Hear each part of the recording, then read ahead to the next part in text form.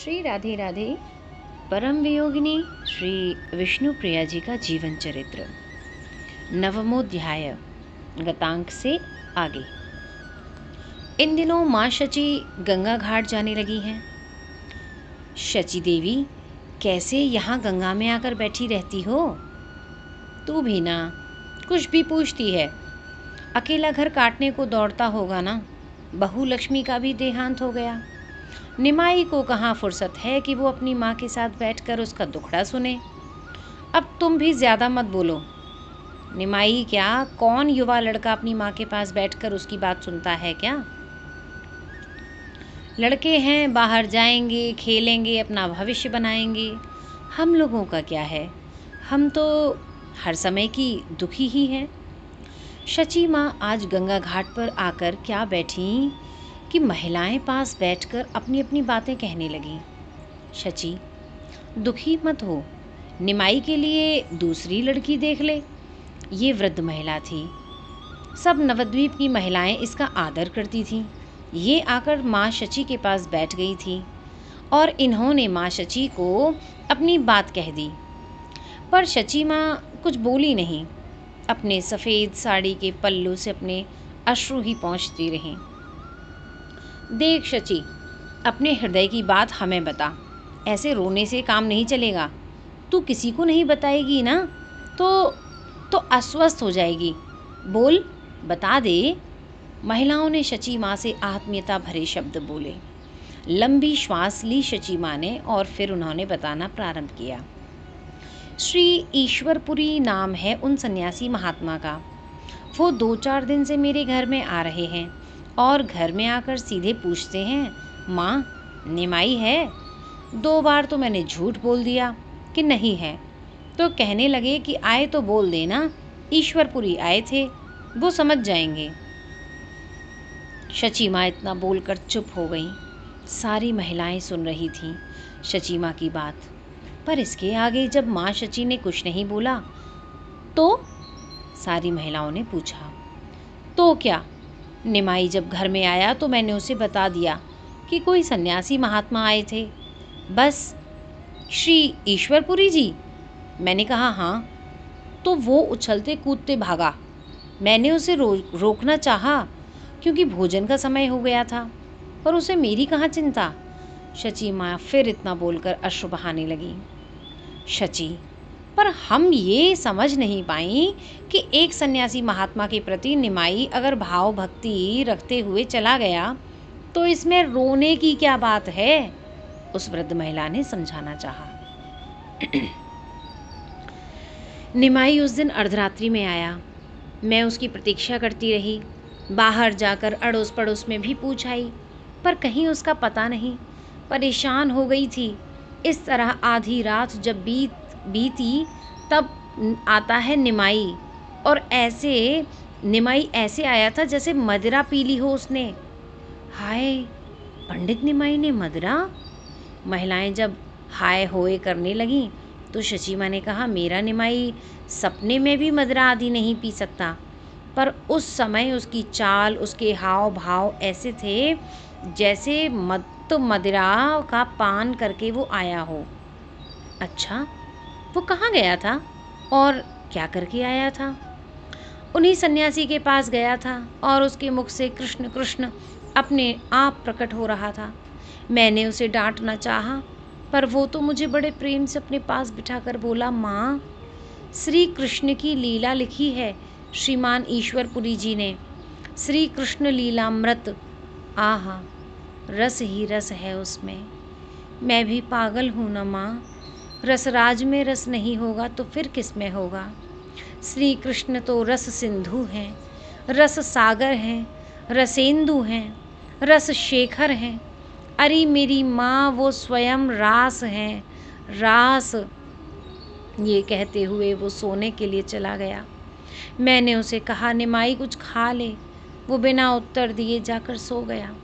पर सोने से पहले वो इतना अवश्य बोला था, कल श्री ईश्वरपुरी जी भिक्षा के लिए आ रहे हैं, माँ तैयारी करना। माँ शची इतना ही बोली और मौन हो गई। गंगा घाट की सभी महिलाएं मौन ही रहीं। कुछ देर बाद माँ शची ने फिर बोलना प्रारंभ किया। श्री कृष्ण लीलामृत नाम का ग्रंथ लिखा है उन सन्यासी महात्मा ने। मेरे निमाई को सुनाना है उन्हें। दूसरे दिन भिक्षा में आए। मेरे निमाई को नज़र लगाएंगे वो सन्यासी, मुझे डर लगता है। माँ शची ने कहा, हाँ शची, तेरा बड़ा बेटा भी तो सन्यासी हो गया था ना। वृद्ध महिला ने माँ शची से कहा, हाँ यही तो डर है मुझे। मेरा इकलौता निमाई अगर सन्यासी हो गया तो मुझ बूढ़ी शची की देख रेख कौन करेगा। चलो मेरा क्या है, मैं तो कुछ एक वर्षों में मर जाऊंगी, पर निमाई का क्या होगा, उसका तो जीवन बर्बाद ही हो गया ना। और सुनो, जब वो सन्यासी मेरे निमाई को देख रहे थे, मुझे तो लग रहा था पक्का ये निमाई को बाबाजी बनाकर ही रहेंगे। अरे हद तो तब हो गई जब भिक्षा ना लेकर वो निमाई को ही देख रहे हैं। ये भी कोई बात हुई भला। अब कहाँ है वो सन्यासी? निमाई कह रहा था कि गया तीर्थ में चले गए हैं, मैं भी वहाँ जाऊँगा। ना शची, जाने मत देना निमाई को ऐसे किसी भी सन्यासी के पीछे। पर ये शची बेचारी भी कहाँ तक रोकेगी, रोकती तो बहू है। ए शची, कोई लड़की देखना, नवद्वीप में कोई कमी थोड़ी ही है लड़कियों की। और अपना निमाई सुंदर है, विद्वान है, हंसमुख है, और क्या चाहिए। पर दूसरी शादी है ना, एक महिला ने ये भी कह दिया। क्यों, तेरे पति ने दो नहीं रखी? उसी महिला को पहली ने जवाब दे दिया था। और निमाई की पहली पत्नी तो स्वर्गवासी हो गई ना। निमाई कोई भोग विलास के लिए तो दूसरी रख नहीं रहा। जो भी आएगी वही रहेगी, वृद्ध महिला ने स्पष्ट कह दिया था। तू देख शची, हमें बता दियो कौन सी तुझे अच्छी लगी, बिचौलिया हम भिजवा देंगे, और निमाई के लिए कौन मना करेगा। तभी, ये कौन है? सुंदर, अत्यंत सुंदर कन्या, सुवर्ण के समान गौर वर्ण, मृग के समान नयन। वय कम ही थी पर काम पत्नी रतिपूर्ण रूप से इन पर प्रसन्न थी। गंगा स्नान करते हुए अपनी सखियों द्वारा जल छींटे जाने पर जो उसकी हंसी गूंज रही थी, वो वातावरण को मधुराति मधुर बना रही थी। ये कौन है? माँ शची उठ गईं। उस कन्या का स्नान भी पूरा हो गया था। गीली साड़ी में ही बाहर आई, फिर अपने केशों को झटका, साड़ी पहनी। साड़ी भी बड़े सलीके से बांधी थी। जब चलने लगी तो ध्यान गया माँ शची पर। शची देवी थोड़ा झेंप गईं। उन्हें लगा कन्या को मैं घूरे जा रही थी, इसे बुरा तो नहीं लगा। पर वो शची देवी के पास आई और झुककर शची देवी के चरण छुए। क्या नाम है पुत्री?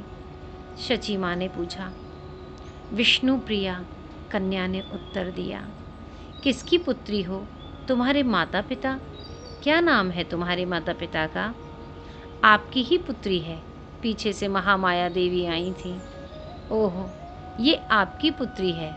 शची माँ ने विष्णुप्रिया को अपने हृदय से लगा लिया और मन ही मन भगवान को मनाने लगी, यही मेरी बहू बने। हे हरि, मेरी इतनी सी प्रार्थना सुन लेना। शची माँ बहुत प्रसन्न थीं आज। आप इतना क्यों सोच रहे हैं? निमाई सुंदर है, विद्वान है, प्रेमी है, फिर क्या दिक्कत है अपनी विष्णुप्रिया को देने में? रात्रि में मिश्र दंपत्ति चर्चा कर रहे हैं। सनातन मिश्र जी बोले, मुझे कोई दिक्कत नहीं है देवी। निमाई हमारे दामाद बनेंगे तो ये हमारे कुल का गौरव होगा। फिर क्या बात है? महामाया देवी ने पूछा। निमाई का दूसरा विवाह है। निमाई का विवाह दूसरा है, इसलिए आप किंतु परंतु सोच रहे हैं। नहीं देवी, निमाई जैसा जामाता मिले तो ये बात गौण हो जाती है। फिर आप क्या सोच रहे हैं? हम किसके द्वारा ये बात शची देवी तक पहुंचाएं? हम भी, आप भी ना। सनातन मिश्र जी को महामाया देवी ने कहा। हमारे पास पंडित जी हैं ना, जो विवाह की बात शची देवी के पास जाकर करेंगे। किंतु निमाई ने मना कर दिया तो? सनातन मिश्र अपनी पत्नी से बोले, आप भी ना। हमारी विष्णुप्रिया चंदा की उजियारी है, उसे निमाई मना कर ही नहीं सकते। सनातन मिश्र कुछ देर के लिए अब मौन हो गए थे। विष्णुप्रिया को आज नींद नहीं आ रही। निमाई का मुखचंद्र इसके हृदय में बार बार उभर रहा है। ये अकेले ही हंसते हुए जब अपने हृदय में हाथ रखती हैं तो उसकी धड़कनें तेज हो रही हैं। वो अनुभव करती हैं, ये फिर करवट बदल लेती हैं।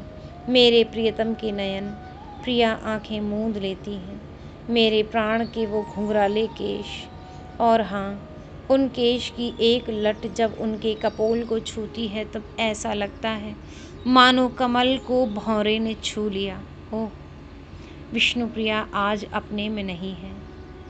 विष्णुप्रिया चाहे निमाई भालो वासा। जय जय श्री राधे श्याम।